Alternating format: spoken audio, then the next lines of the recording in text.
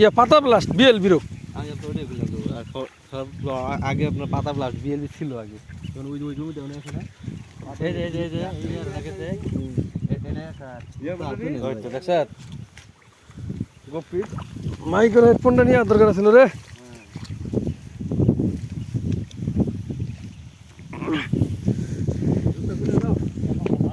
এই যে আশেপাশে যত কৃষক আছে সবাই এখনো একটু সচেতন হন, যে যে বদেশ্বরী বাজারের পূর্ব পাশে হারিদোয়ালার অবস্থা দেখার জন্য আসলাম।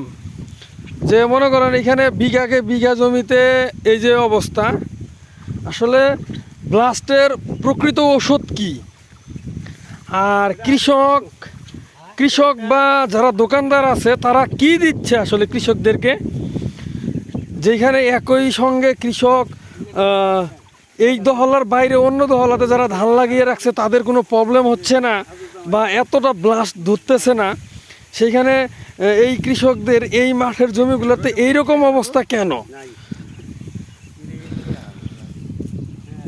এটা গেছে পুরা তো গেছে নাই নাই ভাই প্রথম এই খেতে হচ্ছে। হ্যাঁ এই দেখতে পাইতেছেন যে এই জমিতে ধান নাই বললেই চলে, এখন শুধু ধানগুলা নিয়ে গরুর জন্য খেরের ব্যবস্থা করতে পারবে, কিন্তু খাওয়ার জন্য আর ধানের ব্যবস্থা করতে পারবে না।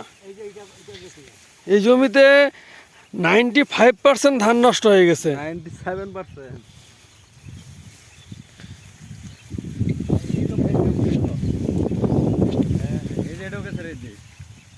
এটা কার?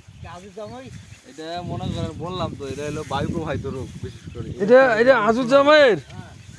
এই দেখো যেটা কাঁচা আছে না, এই যে প্রত্যেকটা এই যে দেখো এলে ভ্যাকসিন যাবো। ওই আমি আর রিভার দিন করলাম না যে বৃষ্টি হওয়ার পরে কালো হবে, বুঝা যাবে। কালো হইতাছে একেবারে শেষ রে। এই যে এইখানে কোনো ধান আছে? কোনো ধানই নাই এখানে। আসলে এই যে এই জমিটা আমি যদি দোষারোপ করি তাহলে একমাত্র ওই যে হ্যারি দোষারোপ করবো।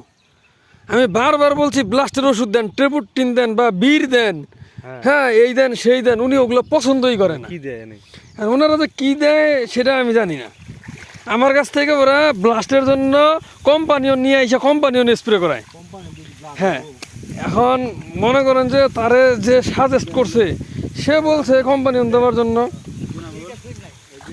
কোম্পানিটা খুব ভালো ওষুধ ঠিক আছে, কিন্তু এটার জন্য তো না ভাই। ব্লাস্টের জন্য তো না, ব্লাস্ট হচ্ছে মনে করেন একটা অ্যান্টিবায়োটিকের মতন।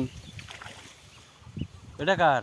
এটা তোমার তো ধৈর্য ওষুধ দিছেন? হ্যাঁ দিছেন না? হ্যাঁ কালকে